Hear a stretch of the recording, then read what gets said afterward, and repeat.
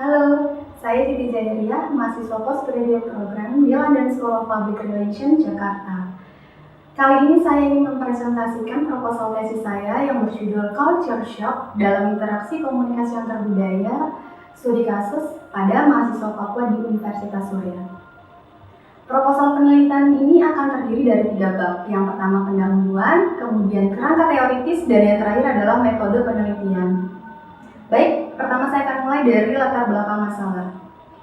Dalam Undang-Undang Nomor 21 Tahun 2001 tentang Otonomi Khusus Papua, pendidikan dianggap menjadi sektor prioritas dibanding dengan sektor-sektor lainnya. Oleh karenanya, layanan pendidikan harus dianggap mampu menjangkau seluruh lapisan masyarakat di daerah-daerah terpencil dan bahkan terisolir. Undang-undang ini pada dasarnya merupakan percepatan pembangunan bagi wilayah Papua dan Papua Barat agar sederajat dengan provinsi-provinsi lainnya. Hal ini juga menjadi tantangan bagi pemerintah daerah untuk menjawab permasalahan mendasar dari sektor pendidikan di Papua, diantaranya kekurangan guru-guru di sekolah dasar di daerah-daerah pedalaman terpencil yang mengakibatkan proses pembelajaran tidak dapat berlangsung dengan baik. Kendala lainnya dalam pendidikan di Papua menurut Gubernur Papua Lukas NMB adalah masih banyaknya sekolah dasar di wilayah terpencil belum tersedia rumah kepala sekolah dan guru, sehingga banyak dari mereka yang meninggalkan tempat tugas yang mengakibatkan tingginya angka ketidakhadiran kepala sekolah dan guru dalam proses belajar mengajar. Sehingga keterlibatan putra-putri daerah diharapkan dan dianggap menjadi salah satu fondasi penting dalam membangun daerah di wilayah tempat tinggalnya masing-masing, dengan cara diberikan pendidikan berkualitas, dididik menjadi bibit-bibit pengajar di daerah asal mereka. Sejak tahun 2010, Pemda Papua melalui program beasiswa mengirimkan calon mahasiswanya untuk belajar dengan STKIP Surya, perguruan tinggi yang mempunyai visi untuk menghasilkan tenaga pendidik khususnya bagi daerah-daerah tertinggal. Bersama dengan mahasiswa-mahasiswa dari daerah tertinggal lainnya di Indonesia, mereka dididik untuk menjadi guru yang berkualitas. Dengan harapan ketika lulus dan mendapat gelar sarjana, mereka dapat kembali ke Papua untuk menjadi guru di tanah kelahirannya, dari Papua untuk Papua. Dari sini, sebagai pandangan awal mungkin dapat disimpulkan bahwa apa yang direncanakan oleh pemerintah daerah dan masyarakat Papua pada umumnya untuk mendapatkan pendidikan yang berkualitas dapat difasilitasi dengan baik. Mereka yang tinggal di wilayah terpencil dapat menyambut pendidikan di kota besar, mencapai cita-citanya dan cita-cita besar demi pembangunan Papua. Apakah sampai di sini cukup? Sarana dan prasarana di kampus, tenaga pengajar yang kompeten, hingga sarana tempat tinggal yang memadai yang disediakan belum benar-benar cukup untuk menjadi paket pendidikan yang tepat. Program pendidikan tidak selalu berkaitan dengan proses pembelajaran di kelas. Namun demikian perlu diperhatikan juga bagaimana mereka beradaptasi dengan lingkungan baru sehingga mereka mampu belajar secara nyaman dan dapat menyerap ilmu secara maksimal. Mereka yang berasal dari daerah, apalagi yang jauh dari kehidupan modern misalnya, seringkali menemui kesulitan dalam beradaptasi. Bahkan mungkin menemui yang namanya kekagetan budaya atau culture shock. Perbedaan budaya, bahasa hingga kebiasaan cenderung mempersulit proses adaptasi mereka dengan lingkungan baru. Rata-rata mahasiswa asal Papua belum mampu melewati tes matematika dasar seperti perkalian dan pembagian. Begitu juga penggunaan kalimat dasar dalam mata kuliah bahasa Indonesia. Salah satu kendalanya adalah perbedaan penggunaan kata atau bahasa dalam berkomunikasi. Diakui oleh para pengajar bahwa dibutuhkan usaha lebih besar dalam proses pembelajaran dengan mereka. Di sini para pengajar memerlukan pendekatan yang sedikit berbeda, terutamanya sangat diperlukan pendekatan budaya, dengan tujuan tidak hanya meningkatkan kemampuan intelektual, namun juga kemampuan sosial. Bagaimana mereka nanti beradaptasi di luar kelas. Kehidupan luar kelas dalam lingkungan kampus untuk mendukung terjadinya intensitas interaksi mahasiswa Papua dengan mahasiswa dari daerah lainnya, sebenarnya telah difasilitasi dengan berbagai unit kegiatan kemahasiswaan seperti kegiatan seni dan olahraga. Namun berdasarkan data dan dokumentasi diketahui bahwa keterlibatan mahasiswa asal Papua sangat sedikit. kecuali untuk kegiatan kebudayaan yang mewajibkan setiap mahasiswa untuk terlibat menampilkan budaya asal daerahnya masing-masing. Hal ini belum diketahui secara pasti apa yang menjadi penyebabnya. Kegelisahan terbesar bagi penderita culture shock biasanya adalah bagaimana sih harus berkomunikasi. Dapat diartikan bahwa culture shock merupakan penghambat komunikasi antar budaya. Di sisi lain, komunikasi merupakan jalan keluar yang dibutuhkan dalam mempelajari budaya. Oleh karenanya, komunikasi antar budaya sangat menarik untuk dipelajari demi membangun komunikasi yang efektif di antara orang-orang yang berbeda budaya, sehingga menimbulkan kesepahaman bersama dan mempermudah proses adaptasi setiap individunya di lingkungan tempat tinggal, sekolah, kampus, hingga ke tempat kerja. Juga memberi pengaruh positif bagi institusi maupun korporasi. Setelah penjelasan latar belakang masalah, maka kita dapat merumuskan masalah sebagai berikut. Bagaimana mahasiswa asal Papua menyesuaikan diri dengan sistem pendidikan dan interaksi sosial dengan lingkungan baru di universitasnya. Kemudian, bagaimana mahasiswa Papua mengatasi culture shock agar bisa bertahan dalam lingkungan budaya baru. Sedangkan tujuan penelitian ini adalah pertama, mengetahui bagaimana mahasiswa asal Papua menyesuaikan diri dengan sistem pendidikan dan interaksi sosial dengan lingkungan baru di universitasnya. Selanjutnya, menganalisa mahasiswa Papua mengatasi culture shock agar bisa bertahan dalam lingkungan budaya baru. Penelitian ini diharapkan memberikan manfaat secara akademis, praktis, maupun secara umum. Secara akademis, penelitian ini diharapkan dapat menambah literatur penelitian pada kajian komunikasi antar budaya, khususnya tentang culture shock. Secara praktis, penelitian ini diharapkan dapat menjadi referensi pengetahuan bagi calon mahasiswa dari daerah tentang culture shock yang mungkin dialami ketika menyesuaikan diri dengan lingkungan dan budaya baru di kampus. Selain itu, diharapkan juga mampu memberi masukan bagi para pengajar dan atau manajemen universitas dalam mengembangkan sistem pendidikan yang tepat untuk mahasiswa dari Papua dan daerah lainnya. Secara umum, penelitian ini diharapkan dapat memberikan kontribusi pengetahuan praktis bagi kalangan atau institusi lain yang tidak hanya bergerak dalam bidang pendidikan, namun juga dalam bidang lainnya yang memungkinkan terjadi interaksi antar budaya seperti pada institusi layanan kesehatan, kantoran, hingga lingkungan masyarakat secara umum. Ruang lingkup penelitian ini adalah lingkungan kampus, yaitu Universitas Surya.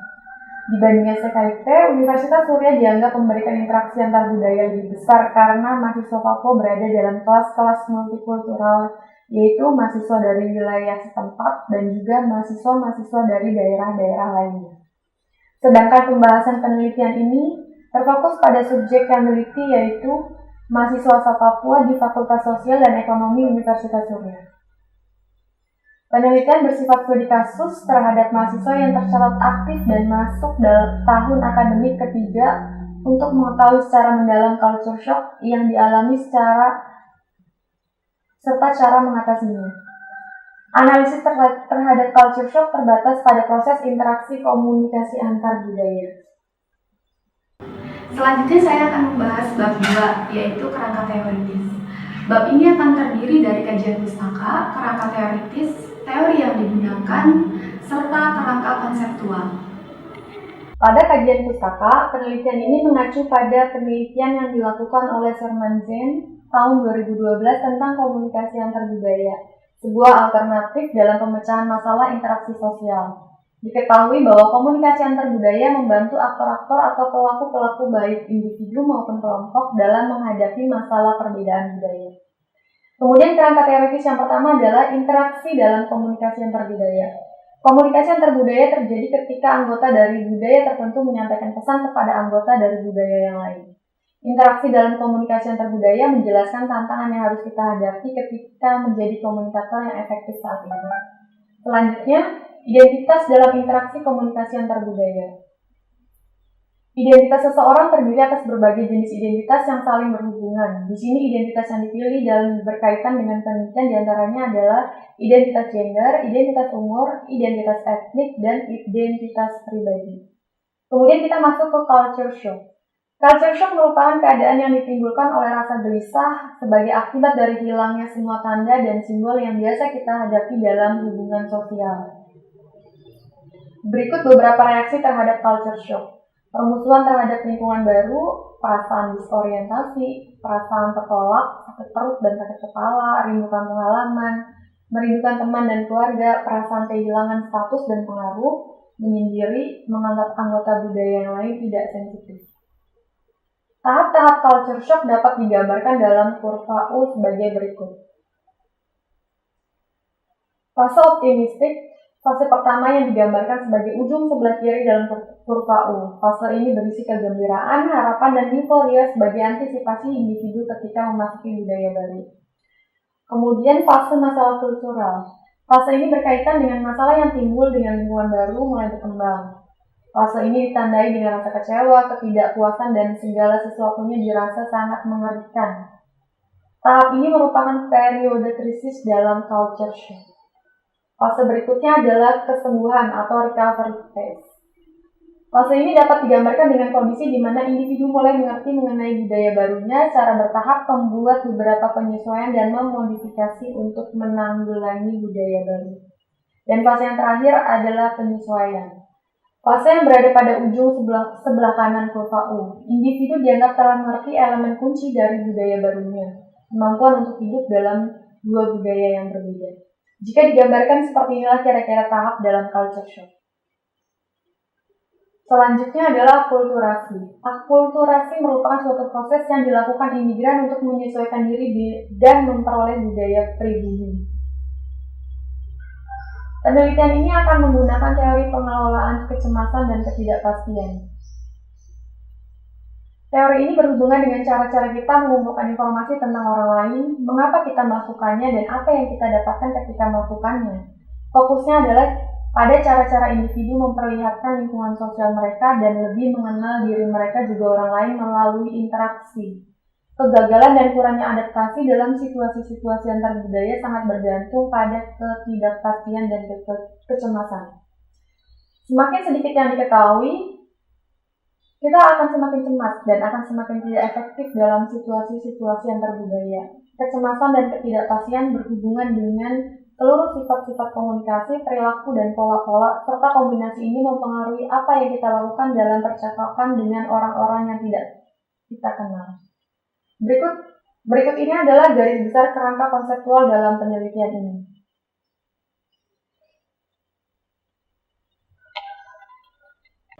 Selanjutnya saya akan memasuki bab akhir dalam proposal penelitian ini, yaitu metodologi penelitian. Bab ini akan terdiri dari metode penelitian, metode pengumpulan data, teknik verifikasi informasi, objek penelitian, teknik analisis, waktu dan tempat penelitian, serta keterbatasan penelitian.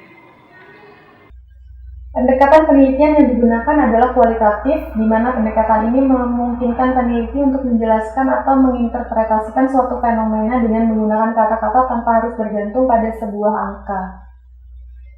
Penelitian ini menggunakan pendekatan deskriptif untuk menghasilkan data berupa kata-kata tertulis atau lisan dari informan yang merupakan individu-individu yang mengalami culture shock.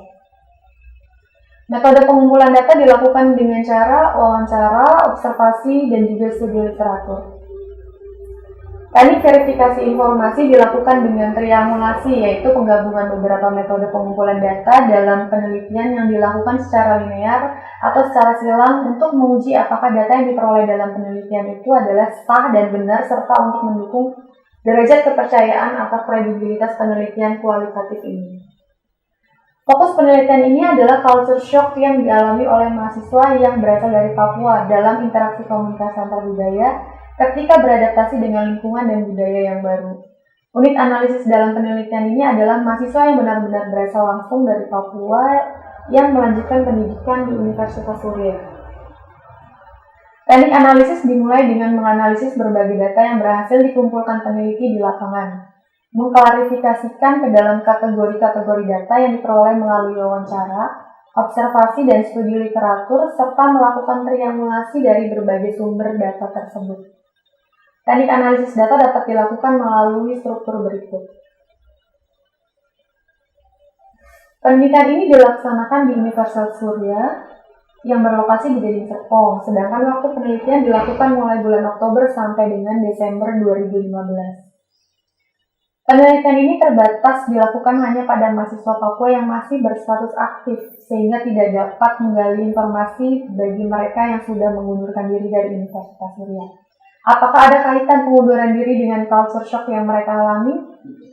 Selain itu, lingkup penelitian ini hanya sebatas di lingkungan universitas sehingga hasilnya tidak dapat digeneralisasi sebagai hasil yang akurat bagi culture shock yang dialami mahasiswa Papua di lembaga atau institusi lain.